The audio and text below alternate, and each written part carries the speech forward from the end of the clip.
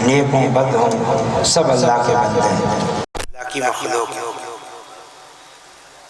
دوسری قسم بندے یعنی بندگی کرنے والے، عبادت گزار، جو صحیح معنوں میں بندے، کیونکہ بندے کا مطلب غلام، فرما بردار، حقیقی بندے، مخلص بندے، سچے بندے، کچھ وہ بندے۔ اب ہم نے فیصلہ کرنا ہے کہ ہم نے کیا بننا ہے، خالی مخلوق یا اللہ کے سچے اور مخلص بندے۔ تو اللہ تعالیٰ کے مخلص اور سچے بندوں کے اوصاف ابھی آپ کے سامنے بیان ہونے لگے ہیں، لہذا انتہائی توجہ کے ساتھ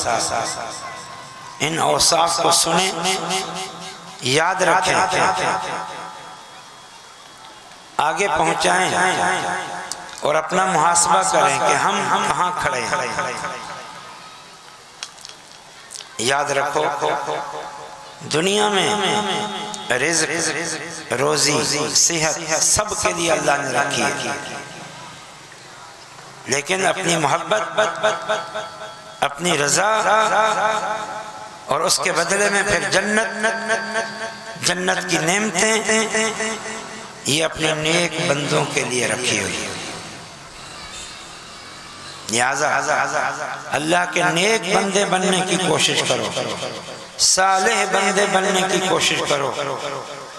تاکہ اللہ تعالیٰ کی محبت، اس کی رضا اور اس کی جنت حاصل ہو جائے۔ تو پہلی آیت جو بچے نے جہاں سے تلاوت کا آغاز کیا، اعوذ باللہ من الشیطان الرجیم وعباد الرحمن، رحمان کے بندے، رحمان اللہ تعالیٰ کا ایک نام جو اللہ تعالیٰ کی ایک عظیم صفت پر مشتمل ہے، نہایت مہربان،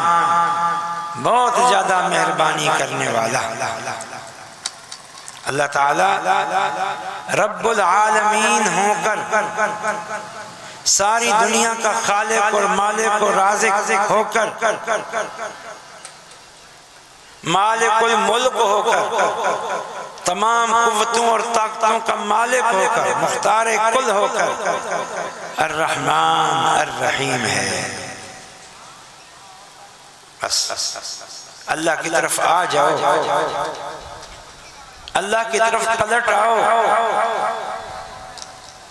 تو اللہ تعالیٰ آپ کو قبول کر لے گا۔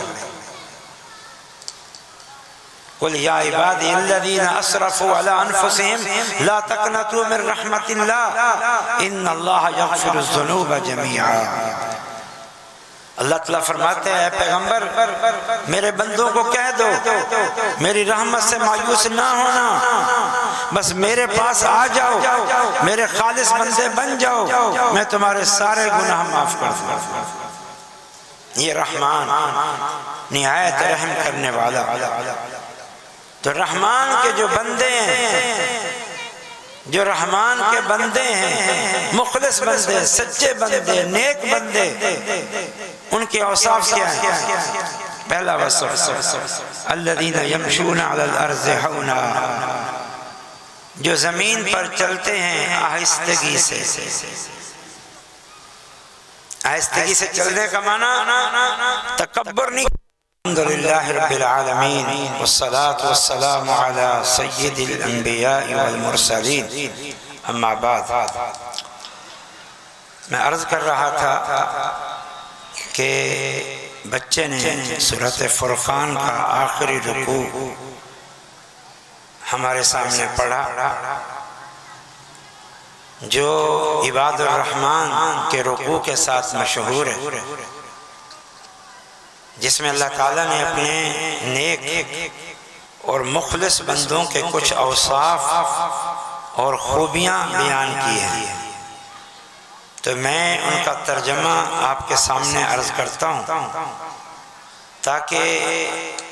یہ خوبیاں اور یہ اوصاف ہمارے سامنے آ جائیں اور ہم اپنے آپ کو ان اوصاف سے متصف کریں، ان صفات کو اپنائیں اور اللہ تعالیٰ کے نیک بندوں میں شامل ہو جائیں۔ اور اللہ کے نیک بندوں کے لیے جو نعمتیں ہیں، جو اللہ کی رضا ہے، محبت ہے، وہ ہمیں حاصل ہو جائے۔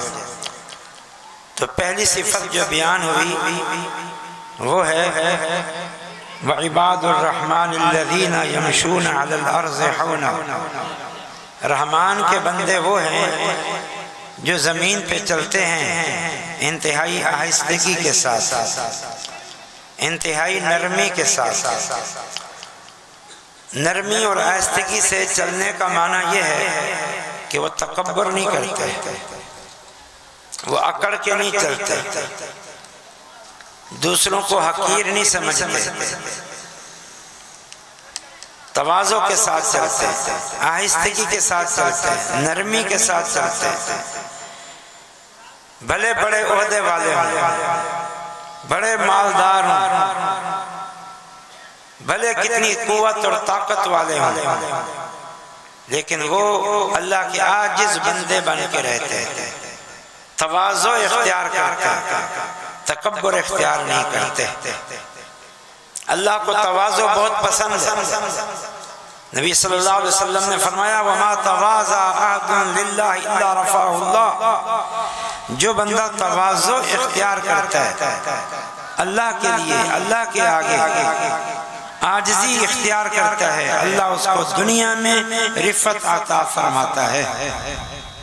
تو یہ پہلا وصف، اپنے اندر تواضع پیدا کرو، تکبر پیدا نہ کرو، دوسروں کو حقیر نہ سمجھو، دوسروں پر روب نہ جھاڑو۔ نمبر 2 وَإِذَا خَاطَبَهُمُ الْجَاهِلُونَ قَالُوا سَلَامًا، کہ جب جاہل لوگ ان سے بات کرتے ہیں، جاہل لوگوں سے ان کا واسطہ پڑتا ہے، جاہل لوگوں سے ان کا معاملہ ہوتا ہے، جاہل سے مراد جن میں تواضع نہیں ہے، انکساری نہیں ہے، بصیرت نہیں ہے، تہذیب نہیں ہے، لوگوں کے ساتھ اچھے اخلاق کا معاملہ نہیں ہے، بلکہ ان میں تکبر ہے، ان میں غرور ہے، وہ لوگوں کے ساتھ گالی گلوچ کے ساتھ سلوک کرتے ہیں۔ یہ جاہل لوگ ہیں جو لڑائی جھگڑا چاہتے ہیں، تکبر کرتے ہیں، اخلاق کے ساتھ پیش نہیں آتے۔ فرمایا جو اللہ کے نیک بندے ہیں جب وہ ان کے ساتھ ملتے ہیں، ان سے بات کرتے ہیں، قالوا سلاما، تو کہتے ہیں سلام، تو کہتے ہیں سلام، یعنی سلامتی کے ساتھ گزر جاتے ہیں، ان سے الجھتے نہیں ہیں، ان کی جہالت کا جواب جہالت سے نہیں دیتے، ان کی بد اخلاقی کا جواب بد اخلاقی سے نہیں دیتے، ان کی گالی کا جواب گالی سے نہیں دیتے، بلکہ ان کے ساتھ الجھتے نہیں ہیں، اپنا دامن بچا کے، اپنی عزت بچا کے، فتنے اور فساد سے بچتے ہوئے سلامتی اور خیر کے ساتھ وہاں سے چلے جاتے ہیں۔ لہذا اپنے اندر یہ وصف پیدا کرو، جہلوں کے ساتھ مت الجھو، بد اخلاقوں کے ساتھ مت الجھو، گالی گلوچ کرنے والے کے ساتھ گالی گلوچ کا معاملہ مت کرو، بلکہ معاملے کو رفع دفع کر کے عزت اور خاموشی کے ساتھ وہاں سے گزر جاؤ۔ تیسرا وصف والذین یبیتون لربہم سجدا وقیاما، وہ لوگ جو اپنے رب کے سامنے سجدے اور قیام کرتے ہوئے راتیں گزارتے ہیں، جو اپنے رب کے سامنے سجدے اور قیام کرتے ہوئے راتیں گزارتے ہیں، یعنی تہجد گزار، کم یا زیادہ، ضروری نہیں ہے کہ 2-2 گھنٹے کا تہجد پڑھیں یا پورے 1 گھنٹے کا قیام کریں، کم یا زیادہ جو اللہ توفیق دیتا ہے وہ رات کو اللہ کے سامنے کھڑے ہو۔ نبی صلی اللہ علیہ وسلم نے فرمایا جو بندہ صرف 10 ایتوں کے ساتھ 2 رکعتیں پڑھ لے رات کو، وہ اللہ کے ہاں غافلین میں سے نہیں لکھا جائے گا۔ اور جو بندہ 100 ایتیں پڑھ لے، جتنی رکعتیں پڑھ لے 8 کے اندر وہ اللہ کے ہاں ذاکرین میں سے لکھا جائے گا۔ اور جو بندہ 1000 ایتوں کے ساتھ قیام کر لے، وہ اللہ کے ہاں مقنطرین میں لکھا جائے گا۔ خزانے لوٹنے والا، خزانوں کا مالک، جس نے آج رات خوب اللہ کی برکتوں اور رحمتوں اور بخششوں کے خزانے لوٹ لیے۔ تو مومنین اور نیک اور صالح بندوں کا ایک وصف یہ ہے کہ وہ کچھ نہ کچھ وقت تہجد کے لیے نکالتے ہیں اور اللہ کے حضور رات کی تنہائی میں کھڑے ہوتے ہیں، جیسا کہ اللہ تعالیٰ نے دوسرے مقام پہ فرمایا تتجافى جنوبهم عن المضاجع يدعون ربهم خوفا وطمعا۔ اس قرآن پر صحیح معنوں میں ایمان لانے والے اور اللہ پر صحیح معنوں میں ایمان لانے والے وہ ہیں جن کے پہلو بستر سے دور رہتے ہیں، اگرچہ تھوڑی دیر کے لیے کیوں نہیں۔ تو فجر کی نماز ہم پر فرض ہے، تو فجر سے پہلے آدھا گھنٹہ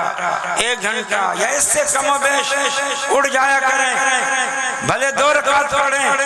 یہ قبولیت کی گھڑی کا بھی وقت ہے، اس وقت اللہ تعالیٰ آسمان دنیا پہ نزول فرماتا ہے اور خود فرماتا ہے کوئی اپنے گناہوں کی مجھ سے بخشش طلب کرنے والا، میں اس کے گناہ معاف کروں گا۔ ہے کوئی مجھ سے رزق طلب کرنے والا، اسے روزی دوں، رزق دوں۔ ہے کوئی شفا طلب کرنے والا،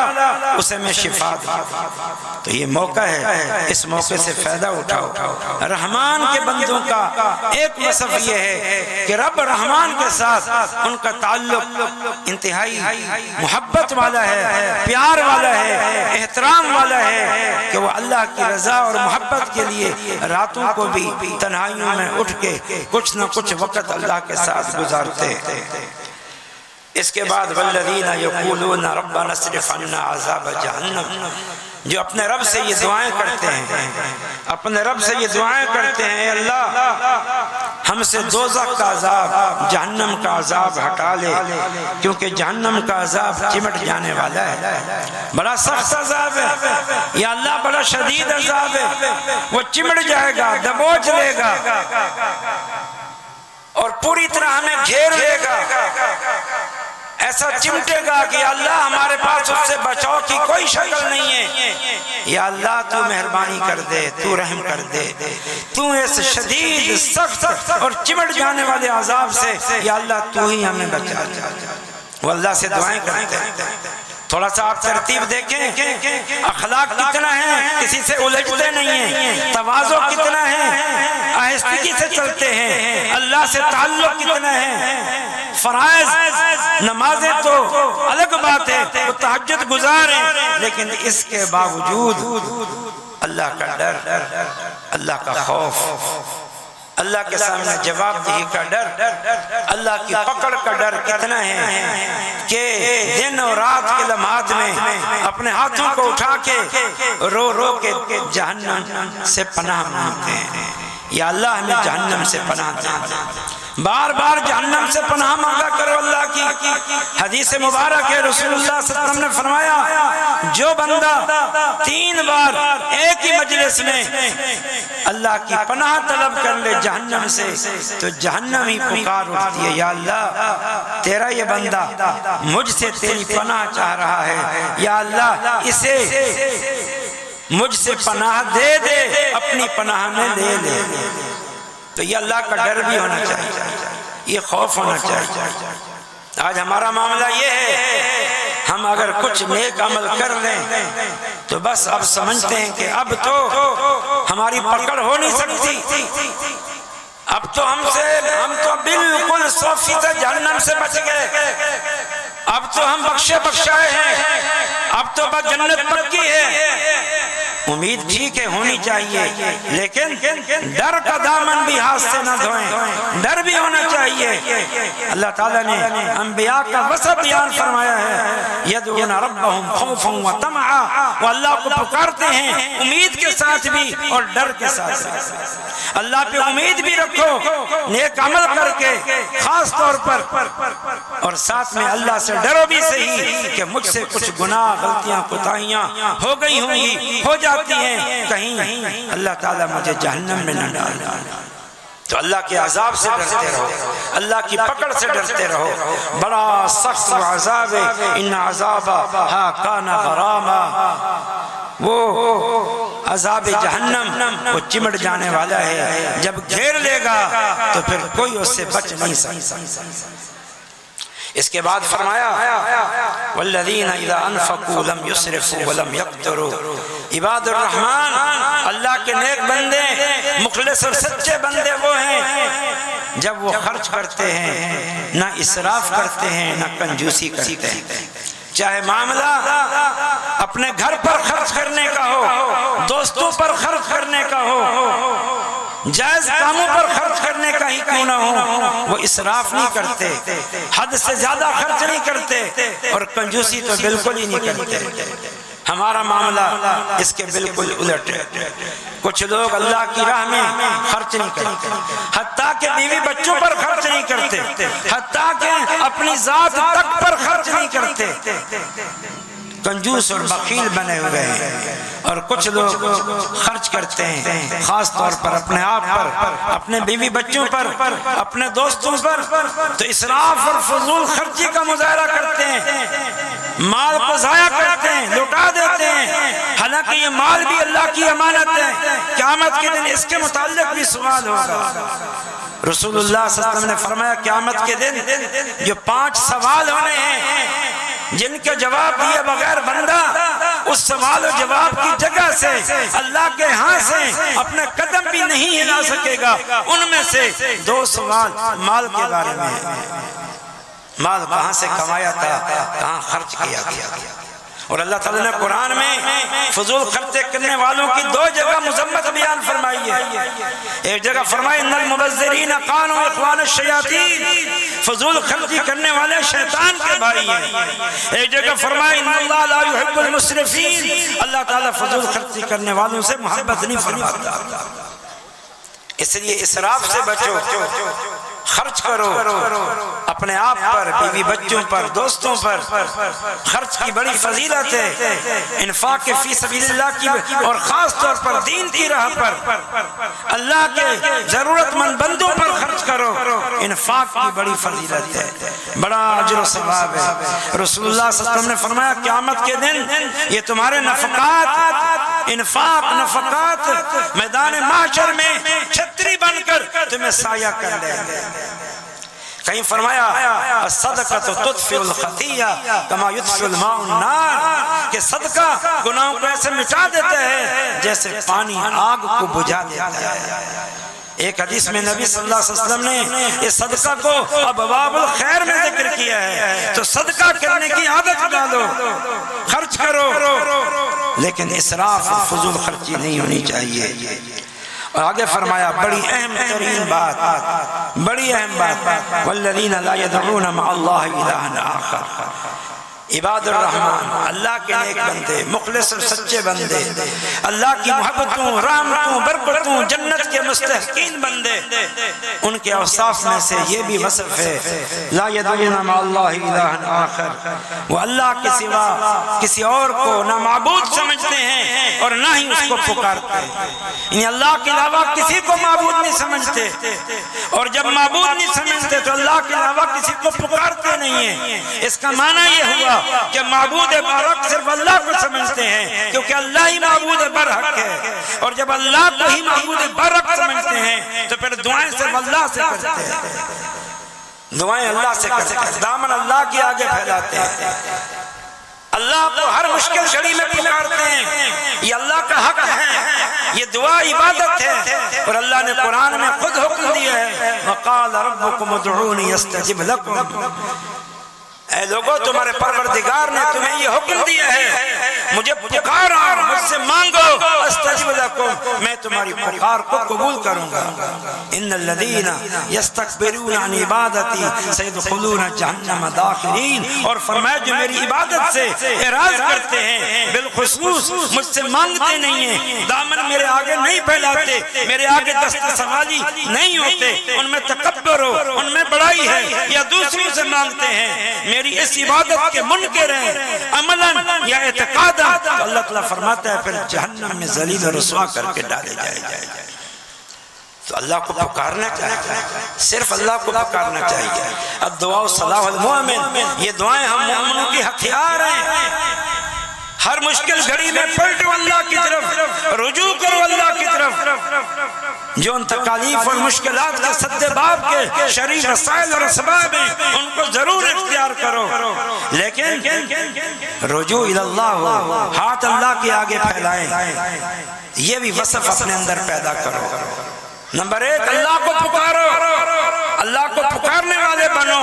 اور نمبر دو، صرف اللہ کو پکارو، کبھی بھی اللہ کے علاوہ کسی بھی انسان کو اس طرح نہ پکارو جیسے مشکل گھڑی میں ایک اللہ کو پکارتے ہیں۔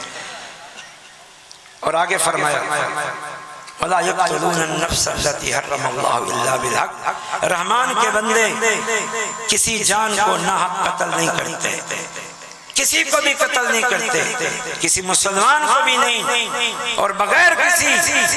شرعی دلیل کے، شرعی حجت کے کسی کافر کو بھی قتل نہیں کرتے۔ جو کافر آپ کے علاقے میں ذمہ ہے، مسلمان حکومت نے اس کو امان دی ہوئی ہے، وہ ذمہ ہے، اس کی جان مال کی عزت کی حفاظت کا حکومت نے ذمہ لیا ہوا ہے، ہم مسلمان اس کے پابند ہیں، کسی مسلمان کو بھی کسی کافر کو بھی قتل نہیں کر سکتے۔ مومن کو قتل کرنا تو دور بات ہے، اور مومن کو قتل کرنا تو بہت بڑا گناہ ہے، اس کی سزا بہت شدید ہے، اس کی سزا یہ کہ ہمیشہ جہنم میں رہے یہ، لیکن اللہ تعالیٰ توحید کی برکت سے اس جرم پر توبہ بھی قبول کر لیتا ہے، اور اس جرم کی سزا کے بعد آخر کبھی نہ کبھی جنت دے دے گا، وگرنہ اس کی سزا کیا ہے، یہ دائمی جہنمی ہے۔ تو بہت شدید گناہ ہے، بہت شدید گناہ۔ کسی کو قتل کرو گے تو قیامت کے دن مقتول اللہ کے دربار میں پیش ہوگا اس حالت میں کہ اس نے اپنی ہی گردن اپنے ہاتھ پہ رکھی ہوگی، خون بہ رہا ہوگا، اور اللہ تعالیٰ سے کہے گا یا اللہ اس قاتل سے پوچھ اس نے مجھے کیوں قتل کیا تھا، کیا جواب دو گے؟ اس لیے قتل و غارت گری سے اپنے آپ کو بچاؤ، فتنہ فساد سے اپنے آپ کو بچاؤ، یہ تعصبات، یہ مالی مفادات، یہ باپ باپ پہ جھگڑے، یہ تکبر، ان باتوں سے اپنے آپ کو بچاؤ۔ یہ چیزیں قتل و غارت گری تک پہنچاتی ہیں اور انسان اس جرم میں مبتلا ہو جاتا ہے۔ دنیا میں سزا یہ ہے کہ اس کو قصاص میں قتل کر دیا جائے، اور اگر آج قصاص کا نظام نافذ نہیں ہے تو جیلیں بھری ہوئی ہیں ان قاتلوں سے، خود بھی دنیا برباد، اپنے بیوی بچوں کی بھی دنیا برباد۔ تو ان فتنوں سے اپنے آپ کو بچاؤ، قتل و غارت گری سے اپنے آپ کو بچاؤ۔ اللہ کے بندے وہ قتل نہیں کرتے کسی کو، یا باقی اللہ کے بندے ہیں، اللہ کی مخلوق ہے، آپ کو حق نہیں پہنچتا کہ آپ کسی کو قتل کریں۔ فرمایا وَلَا يَزْنُونَ، اور اسی طرح زنا نہیں کرتے، برائی نہیں کرتے، نہ مرد زنا کرتے ہیں نہ عورتیں زنا کرتے ہیں۔ یہ بہت بڑا گناہ ہے، بہت بڑا گناہ ہے، بہت بڑی بے حیائی ہے، یہ کسی کی عزت کو پامال کرنا ہے، تو لہذا اس سے اپنے آپ کو بچاؤ، یہ بہت بڑی برائی ہے، اور یہ ایسی برائی اگر معاشرے میں پھیل گئی تو پھر کسی کی عزت محفوظ نہیں ہوگی، کسی کی ماں بہن بیٹی کی عزت محفوظ نہیں ہوگی۔ اس لیے اگر چاہتے ہو معاشرے میں پاک دامنی ہو اور ہماری اور سب کی عزتیں محفوظ رہے تو پھر اپنے آپ کو ان گناہوں سے بچاؤ۔ اس گناہ کی شدت اور بڑی شدت کو جاننا چاہتے ہو تو رسول اللہ صلی اللہ علیہ وسلم نے ایک شخص کو کہا تھا جس میں یہ بیماری تھی کہ تم چاہتے ہو اپنی ماں سے زنا کرو، بہن سے زنا زنا کرو، بیٹی سے زنا کرو، پھوپھی سے زنا کرو، خالہ سے زنا کرو، وہ بندہ کانپ اٹھا، نہیں نہیں میں یہ نہیں چاہتا، فرمایا کوئی بھی نہیں چاہتا۔ لہذا اگر تم کسی عورت کے ساتھ زنا کے خواہش مند یا کوشاں ہو تو وہ بھی کسی کی بیٹی، بہن، ماں، خالہ، پھوپھی ہو سکتی ہے۔ پھر یہ فتنہ ایسے پھیلے گا تمہارے گھر تک پہنچے گا۔ اس لیے اپنی عزتوں کو بچانا چاہتے ہو تو دوسروں کی عزتوں کی حفاظت کرو، اس بے حیائی برائی سے اپنے آپ کو بچاؤ۔ اور وہ امور جو نوجوانوں تمہیں یا جس شخص کو بھی اس برائی پہ آمادہ کرتے ہیں، اس برائی پہ ابھارتے ہیں، ان وسائل اور اسباب سے اپنے آپ کو بچاؤ، بے حیائی کے پروگراموں سے اپنے آپ کو بچاؤ، گانے بجانے سے بچاؤ، گانوں کی محفلوں سے بچاؤ، اور اسی طرح سے بے حیائی کے آلات جو بھی ہیں اس سے اپنے آپ کو بچاؤ۔ اس کے بعد فرمایا وَمَن يَفْعَلْ ذَلِكَ، یہ جو تین کام ہیں رحمان کے بندے اپنے آپ کو ان سے بچا لیتے ہیں، نہ وہ اللہ کے علاوہ کسی اور کو معبود سمجھتے ہیں، نہ ہی اللہ کے علاوہ کسی اور کو پکارتے ہیں، نہ کسی کو ناحق قتل کرتے ہیں، نہ زنا کرتے ہیں۔ لیکن اگر کسی نے یہ کام کر لیا تو اللہ تعالیٰ فرماتے یلقا اساما، تو پھر وہ سخت وبال پائے گا، بہت بڑی سزا پائے گا، بہت بڑی سزا۔ اللہ تعالیٰ نے سزا کی وعید سنائی ہے، لیکن آگے ہاں مزید فرمایا یضاف لہ العذاب یوم القیامہ، ان گناہوں کی ڈبل سزا ملے گی۔ یہ بڑے گناہ ہیں، گناہ جتنا بڑا سزا اتنا زیادہ، فرمایا ان گناہوں کی سزا ڈبل ملے گی۔ وَيَقْعُدْ فِيهِ مُهَانًا، ان گناہوں کی اصل سزا تو یہ ہے کہ یہ جہنم میں ہمیشہ رہے۔ لیکن بہرحال توحید کی برکت سے، ایمان کی برکت سے آخرکار سزاؤں کی ان سزاؤں کو بھگت کر جنت میں داخلہ انشاءاللہ ہو سکتا ہے۔ لیکن کتنا عرصہ، کتنا طویل مدت یہ جہنم کی آگ میں جلنا پڑے یہ کسی کو بھی معلوم نہیں ہے۔ اگر کسی سے گناہ ہو گئے ہیں تو پھر اس کے لیے اللہ نے آگے راستہ بتایا الا من تاب وآمن وعمل عملا صالحا، مگر وہ جس نے توبہ کر لی، اپنا ایمان درست کر لیا،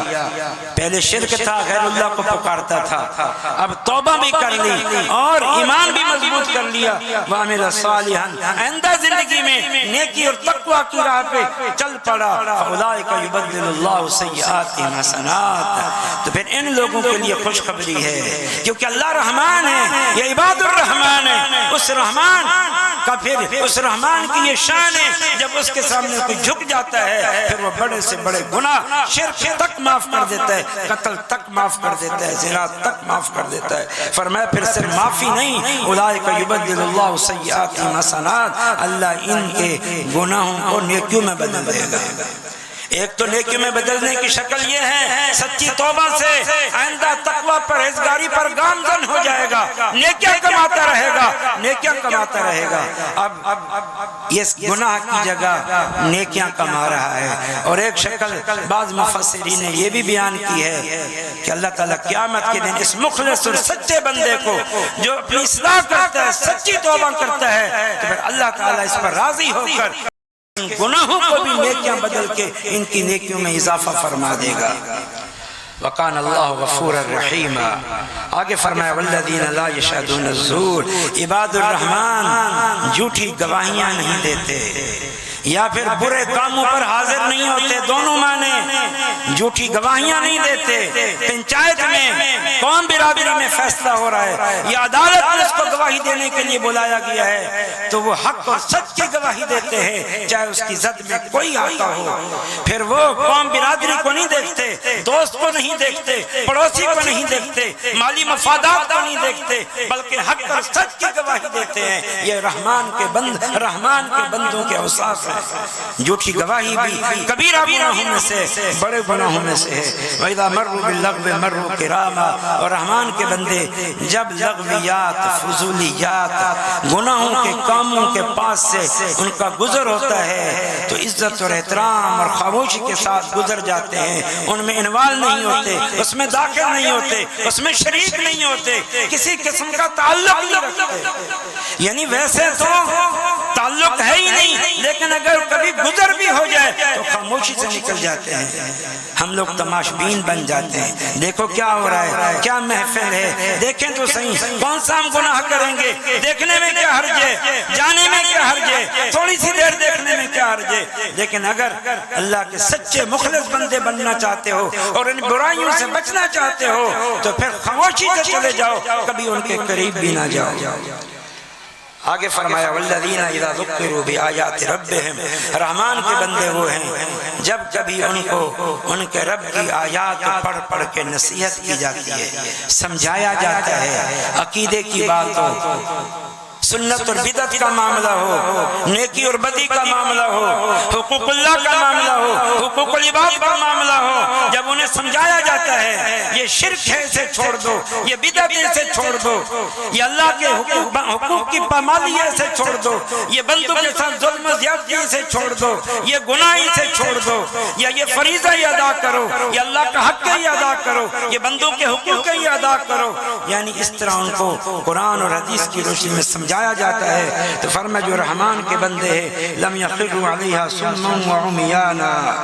وہ اندھے بہرے نہیں بنے رہتے جیسے نہ سنا نہ دیکھا، بلکہ ان باتوں کو دھیان سے سنتے ہیں، یہ رب کی آیتیں ہیں، یہ رسول کے فرامین ہیں، بلکہ وہ ان باتوں پر اچھی طرح دھیان دیتے ہیں، ان حقائق پر غور کرتے ہیں اور اپنی اصلاح کرتے ہیں، ضد نہیں کرتے، ہٹ درمی کا مظاہرہ نہیں کرتے کہ میں نہیں مانتا ہوں، میں نہیں مانتا، خاص طور پر عقائد کے معاملات میں، رسول اللہ صلی اللہ علیہ وسلم کی سنت کے معاملات میں۔ آج ہمارا وتیرہ یہ ہے کہ قرآن و حدیث کھول کھول کے بیان کیا جاتا ہے، لیکن ہم اپنی قوم برادری یا اپنے ائمہ اور پیشوا کی باتوں اور طریقوں پر اٹکے رہتے ہیں، اللہ رسول کی باتوں کو رد کر دیتے ہیں، تو یہ رحمان کے بندوں کے یہ اوصاف نہیں ہے۔ تو جب تمہیں کوئی نصیحت کی جائے تو توجہ سے سنو، اسے قبول کرو۔ والذین یقولون ربنا، آخری وصف، والذین یقولون ربنا، رحمان کے بندے وہ ہیں جو رب سے یہ بھی دعا کرتے ہیں، یہ اوصاف بھی ہیں، ایک دعا کا ذکر بھی ہے، جہنم سے اللہ کی پناہ چاہتے ہیں، اور ساتھ میں ایک یہ دعا بھی کرتے ہیں، کہتے ہیں اے اللہ، اے ہمارے رب، ہماری بیویوں اور ہماری اولاد کو ہماری آنکھوں کی ٹھنڈک بنا دے، اور ہمیں متقین کا پیشوا بنا دے، متقین کے لیے نمونہ بنا دے، اپنے بیوی بچوں کے لیے دعا، اپنے لیے دعا، بیوی بچوں کے لیے دعا، یا اللہ انہیں ہمیں آنکھوں کی ٹھنڈک بنا دے۔ اور ایک مومن اور مسلمان اور اللہ کے نیک بندوں کے لیے اس کی بیوی اور بچے کب آنکھوں کی ٹھنڈک ہیں؟ جب وہ انہیں بھی اسی نیکی اور تقوی اور پرہیزگاری کی راہ پہ گامزن ہوتا ہوا دیکھے، جب انہیں بھی وہ اپنے ساتھ اس نیکی کے سفر پہ، اس تقوی کے سفر پہ چلتا ہوا دیکھے، اس جنت کی راہ پہ چلتا ہوا دیکھتا ہے تو اس کی آنکھیں ٹھنڈی ہو جاتی ہیں۔ ٹھیک ہے بچوں کی دنیاوی ترقی، مال و متاع، یہ ان کی ضرورتیں ہیں، یہ دیکھ کر بھی بندہ خوش ہوتا ہے میرے بچے اپنے قدموں پہ کھڑے ہیں، کسی کے محتاج نہیں ہیں، الحمدللہ خوشحال ہیں، لیکن اس کی آنکھوں کی اصل ٹھنڈک یہ ہے جب اپنے بچے کو مسجد میں دیکھتا ہے، روزہ رکھتے ہوئے دیکھتا ہے، گناہوں سے دور دیکھتا ہے، بری مجلسوں سے دور دیکھتا ہے، زکوٰۃ دیتا ہوا دیکھتا ہے، اللہ کے سامنے ہاتھ پھیلا کے دعائیں کرتے ہوئے دیکھتا ہے، تو نیکی اور تقوی پہ جب دیکھتا ہے تو اس کی آنکھیں ٹھنڈی ہوتی ہے۔ اب اس میں خالی دعائیں نہیں ہیں، بلکہ اللہ تعالیٰ نے فرمایا یا ایھا الذین آمنوا قوا انفسکم واہلیکم نارا، اے ایمان والو اپنے آپ کو اور اپنے اہل و عیال کو جہنم کی آگ سے بچاؤ، کوشش بھی کرو ان کو نیکی اور تقوی کی راہ پہ لگاؤ، توحید و سنت کی راہ پہ لگاؤ، اور ساتھ میں اس کوشش کے ساتھ ساتھ تنہائی میں بیٹھ کے دعا کرو یا اللہ میں کوشش تو کر رہا ہوں، فتنوں کا دور ہے، فساد کا دور ہے، خرابیوں کا دور ہے، نوجوان نسل بے راہ روی کا شکار ہے، یا اللہ مختلف بے حیائی کے قرآن میں یا اللہ ان فتن سے میرے بیوی بچوں کو محفوظ فرما کے دین پر استقامت عطا فرما دے۔ آخری بات فرمائے اولئک یجزون الغرفۃ بما صبروا، یہ جو عباد الرحمن ہیں، مخلص اور سچے اور نیک بندے جو اللہ کی رحمتوں کے مستحق ہیں، اللہ کی محبتوں کے مستحق ہیں، ان کا انجام کیا ہے؟ یجزون الغرفۃ بما صبروا، ان کو جنت کے اعلیٰ بالے خانے، اعلیٰ محلات عطا کیے جائیں گے۔ کیوں کہ انہوں نے بڑی صبر اور استقامت کی زندگی گزاری، تقوی اور پرہیزگاری پر، گناہوں سے بچنے پر، ہر حال میں اللہ تعالی پر راضی رہے اور اللہ کے ساتھ جڑے رہے، اس کے دین پر عمل کرتے رہے۔ یہ صبر و استقامت، دین پر عمل پر صبر و استقامت کے بدلے اللہ تعالیٰ ان کو جنت عطا فرمائے گا۔ فرمائے وَيُلَقَّوْنَ فِيهَا تَحِيَّةً وَسَلَامًا، جنت میں ہر وقت ان کو اللہ کی طرف سے سلام پہنچتا رہے گا۔ اللہ تعالیٰ مجھے اور آپ کو ان اوصاف کا حامل بنائے۔ اقول قولی ھذا وآخر دعوانا الحمد للہ رب العالمین۔